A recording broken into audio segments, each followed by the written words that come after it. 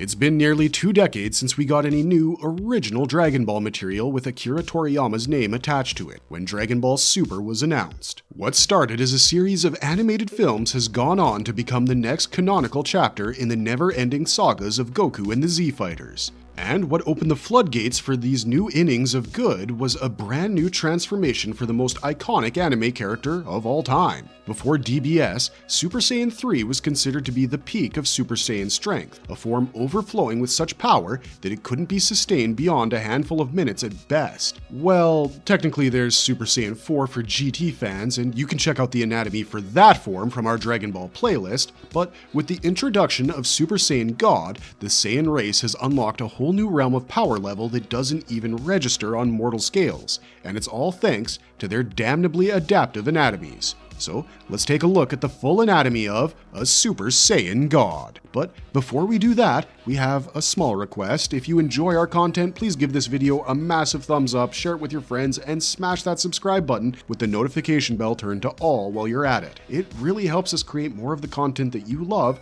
and it helps us bring in more marvelous viewers like yourself. What is Super Saiyan God? Is it an actual god? People who have seen the series should be familiar with this already, but the Super Saiyan God isn't an actual deity, it's a transformational state. The divine hierarchy of the Dragon Ball universe was capped off with Supreme Kai in Dragon Ball Z, so when the series returned as Super, new characters needed to be introduced. DBS takes place 6 months after the conclusion of the Buu saga, and with it comes an entirely new set of divine characters like the Gods of Destruction, their angel attendants, and the strongest entity in the entire multiverse, Grand Zeno. But Super Saiyan God isn't one of these new gods introduced to the series. Rather, it's an old legend that has been revised to fit the current script of the series. This is because of one of the most famous moves of the DB franchise, the retcon cutter. You see, the Super Saiyan God form was introduced in the Battle of the Gods movie because its antagonist was going to be an actual god in the form of Beerus, where previously we only knew of the Kais, Supreme Kais, and their respective attendants. With Beerus, we were introduced to a whole new realm of power. Goku had far surpassed the strength of Supreme Kai towards the end of the Z saga. Heck, so had Gohan and Vegeta. But Beerus is a god of destruction, whose power of destruction is so intense that he can destroy half a planet with nothing more than a tap of his nail. But if you want to know more about why that's the case, we'll be making a video on Beerus' anatomy soon, so keep your eyes peeled for that. But yes, coming back to the retcon cutter, there is a major inconsistency between the Battle of the Gods movie and the Dragon Ball Super anime when it comes to the Super Saiyan God's legend. In the movie, Shenron explains that there was a previous Super Saiyan God who, like Goku, was a righteous Saiyan, but he was born in an era where planet Vegeta didn't exist. In this story, the Super Saiyan God and his friends rebel against the evil Saiyans, but are ultimately outnumbered and killed. It's even hinted that it was the legend that made Frieza fear the Saiyans, and that first Super Saiyan God was called Yamoshi. But in the anime, it's stated that the Super Saiyan God is a myth that can be created through a specific ritual, which is recorded in the Namekian Book of Legends. Yamoshi was retconned as being the first Super Saiyan instead, and the events that unfolded in Bardock, father of Goku, were completely overwritten by Dragon Ball Minus, which gives a brand new backstory for Bardock, Goku, the Saiyans, and the threat they pose to Frieza. So there you have it, a Super Saiyan God is not an actual god or divine entity, it's just a Saiyan that has attained the power level of a god. Now that we've got that bit cleared up, let's get into how this Super Saiyan God came to be. How does a Saiyan become a Super Saiyan God? How did Vegeta unlock this power? There are a grand total of two ways to become a Super Saiyan God. And the second one doesn't open itself up to every Saiyan in the world, so let's look at the traditional route first. For a Saiyan to attain the power of the gods, he would have to go through a ritual involving 6 Saiyans with pure hearts. This count was stated pretty clearly in the manga, but in the anime, it was a source of confusion because of the way Shenron worded the requirements. He made it seem as though only 5 Saiyans were needed for the ritual, when in fact 6 of them were needed, and only 1 would receive the power-up thanks to the other 5. After Whis cleared up the confusion for the crew, Goku, Gohan, Vegeta, Trunks, Goten, and Videl's unborn Quarter Saiyan baby were the participants decided upon, with Goku being the recipient. He received the power of the Super Saiyan God thanks to the righteous hearts of the other 5 participants, and yes, Piccolo, even Vegeta's. This ritual is different from what happens in the Dragon Ball Z Broly movie in a couple of key ways. In that movie, Goku did receive a significant power boost thanks to his friends, But there, they were giving him their remaining key. The God ritual invokes emotional purity over energy, which is how the yet-to-be-born Pan was able to contribute. A child's heart is as pure as they come, and the others had proven their righteousness through years of service to the Earth's protection, once again including Vegeta. The other difference is that the numbers were fewer, and a Namekian was involved in the Broly movie. Goku gained enough energy to blast the legendary Super Saiyan into an oncoming comet thanks to Vegeta, Gohan, future Trunks, and Piccolo. But that's it. It was borrowed energy. The God ritual specifically mentions Saiyans that possess righteous hearts, which make the prophecy of the Super Saiyan God feel like that much more of a convenience, considering evil Saiyans, for the most part, don't exist anymore. And speaking of the prophecy, that was a big part of why Goku became a Super Saiyan God in the first place. The oracle fish that resides on Beerus' planet foretold the coming of the Super Saiyan God as a worthy adversary for the God of Destruction not once, but twice. The second time was when he woke up during the Battle of the Gods saga. And so, in a way, Beerus created his fated adversary by his own hand when he visited Goku on King Kai's planet. While the ritual is the only recorded way to become a Super Saiyan God, there is another method, which is by training on a destroyer's planet under the guidance of an angel. This method is usually out of the question for most, because the only reason for an angel to train a mortal like that would be for the mortal to eventually become a Hakaishin themselves. But in the case of Vegeta, it was pure interest in a Saiyan's growth potential that seemingly motivated Whis to train the prince. Well, that and the food. Vegeta endured a grueling training regime, which included lifting weights and completing multiple orbits of Beerus' planet, as well as acting as the god's caretaker. That second half makes it sound like he was just used to do chores, but if you take a look at what one sneeze from Beerus can do, it was training alright. Over time, Vegeta got used to the limit-breaking tasks he was being assigned every day and managed to ascend his mortality through his own strength, which is a very Vegeta thing to do if you ask us. However, like we said a few moments ago, this was only possible because Vegeta happened to catch Whis at a most opportune moment, and then leveraged his love for Earth's cuisine to his own favor. During their training sessions, he would also spar with the Angel, and presumably learned the key to unlocking the SSG form during their spars, because when you break it down to its bare bones, the Super Saiyan God transformation is nothing more than a Saiyan accessing divine energy, aka God Ki.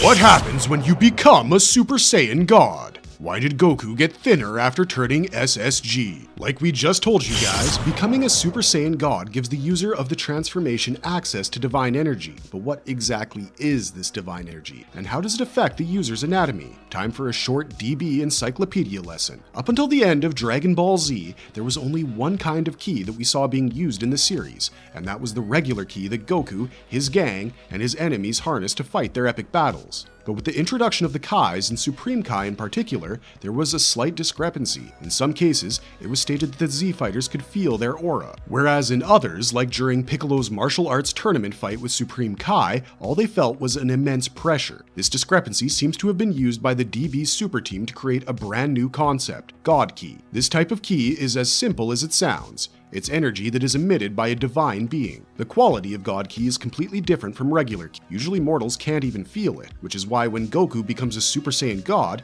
his friends state that they can't gauge his energy level. This is because the God Ki is essentially a different subset of ki that can only be felt by others on that same level, aka divine beings. For mortals, it just feels like immense pressure is being radiated by the source, or the user, kind of like a gravitational pull, but the opposite in effect. God Ki is mostly seen being harnessed by the gods of destruction, the angels, and sometimes the Supreme Kais of each universe, which is what makes Goku's transformation into a Super Saiyan God so unique. He is the first person, at least in his own universe, whose energy quality has transcended the mortal realm, and with such a transformation come perks, such as losing those bulky muscles for more fluidic movements. One of the biggest advantages of becoming a Super Saiyan God is that you lose all superfluous accessories that you think you need to fight stronger enemies. Usually, when Goku or Vegeta transform, they gain musculature, a reflection of their boost in raw physical strength. With this ki, though, they don't need that. The very nature of divine energy puts them in a class of their own, to the point where those superficial buffs are no longer needed. The body leans down to its most suitable frame, and almost de-ages the person using the transformation. Their hair turns red, their pupils turn red,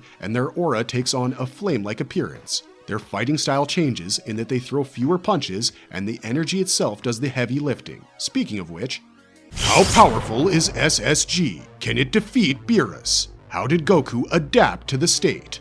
power scaling and numbers kind of went out of the window back in the Frieza saga, so we aren't going to be talking about digits in this video. Instead, we'll explain to you how accessing this divine key put Goku on par with a guy that whooped his ass with a single finger flick not too long ago. When Goku and Beerus faced off for the first time, the God of Destruction was amused by the Saiyan's thirst for battle and extremely informal nature, but ultimately disappointed by his display of power. For the record, Goku went Super Saiyan 3 in their fight, and Beerus played with him like he was a child's toy. Up until this point, SS3 was the highest power output that a Saiyan could achieve, unless they were the legendary Super Saiyan. Vegeta managed to fare better against Beerus, thanks to him being enraged at Beerus backhanding Bulma, so he could access that patented Saiyan power of rage, trademark, copyright, etc., but still, no significant exchanges took place between them apart from that short burst of anger. When Goku became a Super Saiyan God, that changed real quick. At first, Goku had trouble harnessing his newfound powers, which is understandable considering he wasn't a friggin' god. His attacks were haphazard, as if he were struggling with his own body, but once he got the hang of it, he was able to not only go toe-to-toe with Beerus, but also make the God of Destruction put some back into the match, which he had not done in a long time. Now, here's where the question of how powerful this Super Saiyan God form is, and whether it could conceivably defeat Beerus becomes relevant. In the Battle of the Gods movie, Beerus claimed to have used 70% of his power while fighting Goku, and in the end, he turned it into a stalemate with his overwhelming Beerus ball. While both warriors powered up gradually, with even Goku holding back a little once he realized how to use this divine key, they both eventually reached a point where they were putting out 70% and about 100% of their total energy in the final interaction. But this has since been hit with the dreaded retcon cutter, and the belief now is Beerus wasn't even using 10% of his power at the time. In the anime, he tells Goku he used his full power to force their stalemate, but then admits to Whis that this was a lie to draw out the Saiyan's fighting potential when in that divine state. According to a statement Akira Toriyama once made about the power scaling for Whis, Beerus, and Goku, if Whis is a 15, Beerus is a 10, and Goku is at a 6. This has since become irrelevant as well, because if Beerus was using 70% of his power and Goku in SSG is a 6, then he should be able to easily overcome the power gap between them with all of his subsequent transformations, like Super Saiyan Blue and Mastered Ultra Instinct. But that's clearly not the case, so what is? It's looking more and more like Beerus actually used less than 10% of his full power against Goku in their first canonical fight, maybe even a fraction of 1%, and that itself was enough to tap out the Saiyan's energy reserves. But you have to also keep in mind that this was Goku's first time in the divine state. While there was a question about whether he could re-enter God mode after it powered out the first time, that was put to rest immediately by the follow-up, because Goku recovers and fights Beerus in his regular Super Saiyan form, at the same level he did as a Super Saiyan God. Turns out, the brief amount of time he spent in that divine state was enough for his Saiyan body to adapt to the feel of the key and its power level. This made Goku's base body itself far stronger than it previously was, and made his Super Saiyan strong enough to exchange blows with Beerus, where his SS3 was no match for the guy a few days ago. As Goku trains and further hones his powers under Whis' guidance, he becomes capable of entering the Super Saiyan God state at will, making the transformation a permanent addition to his arsenal. The same must be true for Vegeta too, because he's the only other canonical Super Saiyan God we know of. In fact, in the manga, Vegeta's SSG form debuted a long time before the events of Dragon Ball Super's Broly movie, which is where animated fans got to see it first. After going through training regimens specifically designed to help them harness their divine key better, both Saiyans became adept at transforming into the Super Saiyan God form without the time restriction that Goku had when he first fought with it. Additionally, they can also heal potentially mortal injuries with the help of their divine aura, though this does consume a lot of ki, and they risk depleting their reserves because of it. On the other hand, Goku hasn't died once in Super thanks to this power, which is a world record for him. He passed out that one time hit got to him, but he anticipated that and jump-started his own heart just in time to keep his death from sticking. Again, both Goku and Vegeta were easily at Planet Destroyer level before Super, if not Solar System Destroy. But now, we're pretty sure they could annihilate a galaxy if they wanted to, thanks to their power as Super Saiyan gods. In fact, one of the biggest concerns that the Kais had regarding Goku's awakening of this state was that it could potentially end their universe. When Goku was fighting Beerus, every time they had an exchange where their maximum powers in that moment clashed with each other, it sent out an intense ripple throughout the 7th universe. Old Supreme Kai claimed that if this was left unchecked, 4 more blows like that and Goku and Beerus would have torn the universe apart with their powers. Super Saiyan God easily makes Goku and Vegeta the top 2 mortals in their own universe, and puts them in the conversation for top 10 across the multiverse. But now that we've brought that up, is Super Saiyan God better than Super Saiyan Blue? From the moment this form was introduced, we knew it was going to be on a whole different level because, number 1, not only did it contend with Beerus' powers of destruction, number 2, it also kind of nullified it. The reason Goku and Beerus exchanges would have broken the universe was simple. The divine energy being exerted was way too much. Their blows were creating a concentration of energy that, if unleashed, would have leveled Universe 7, but it didn't. And later on, Goku was not only able to stand up to Beerus' powers of destruction with his Kamehamehas, he also survived getting caught in one of them with nothing but his body's physical resistance. After this, Goku gained a new understanding of what this new energy type was all about, and the Saiyans refined the Super Saiyan God form so that they could extract its maximum potential mid-battle. Vegeta was the first to realize that the Super Saiyan God transformation was one that was optimized for energy conservation and using techniques rather than brute strength, and in doing so, he revealed the ways in which Super Saiyan God is a better fighting form than Super Saiyan Blue. In principle, Super Saiyan God draws on the user's innate mastery over energy manipulation and martial arts techniques, which makes it a balanced fighting option. You will notice that throughout the series, whenever Goku and Vegeta use the Super Saiyan God form, they do get an insane boost in all their base attributes, but their ki control becomes more refined than ever. Case in point, Goku's fight with Caulifla and Kale, where he punks the Universe 6 Saiyans in their Super Saiyan forms with his Super Saiyan God's absurd ki control. In Dragon Ball Super, we saw Goku use his aura itself to neutralize Broly, and no doubt Vegeta can perform similar feats. But the Prince of all Saiyans prefers to let his fists do the talking for him, which is where the energy conservation aspect of SSG becomes crucial. When Goku and Vegeta use Super Saiyan Blue, they get a considerably larger power boost than Super Saiyan God, but the stamina drain becomes equally significant. They cannot keep fighting in this state for too long, so what can they do to prolong the conflict? Keep switching between SSG and Blue for defense and attack respectively. After going through extensive training, Goku and Vegeta were able to sustain their Super Saiyan God forms for far longer than Goku's first time using the power. This was different from Blue, which works a lot like the Super Saiyan transformation in that it drains a lot of energy and stamina the longer it's being used. Vegeta first came up with the Aura Switch method for fighting Goku Black in the manga, and then both he and Goku started using it against enemies they deemed to be too strong to handle in a minute. Because SSG brings out their innate technical mastery over raw strength, they're much better at dodging attacks in this form. This was in full display during Goku's fight with Caulifla and Kefla. SSG can also absorb oncoming energy-based attacks and reflect them to their user, which is basically hacks for guys like Goku and Vegeta at this point. And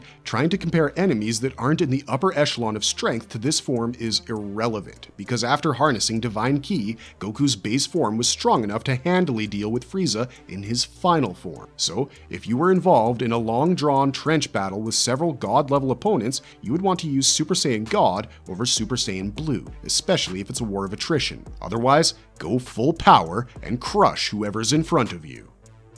Marvelous verdict! So there you have it. This is everything we have for you on the Super Saiyan God, how it works on an anatomical level, and the different advantages it provides to whoever is using it. If you enjoyed this video, or my wonderful silky voice, be sure to like it, hit that subscribe button, and share it with your fellow Dragon Ball fans, because we'll be bringing you a lot more Dragon Ball content in the near future. Thanks for watching, stay safe out there, and we'll see you next time on Dragon Ball Z.